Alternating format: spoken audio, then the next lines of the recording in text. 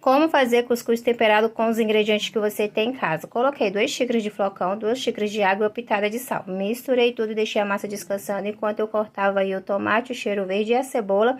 Depois cortei o bacon e a linguiça calabresa. Coloquei para estar fritando primeiro o bacon, porque ele demora um pouco aí na fritagem. Depois eu coloquei a linguiça calabresa. Depois de tudo fritinho, coloquei aí a cebola, o cheiro verde e o tomate, misturei tudo e coloquei aí na massa do flocão. Depois de tudo misturado, coloquei, gente, pra estar cozinhando uns 20 minutos. E olha só, gente, o cheiro é surreal. Se eu fosse você, eu fazia em casa.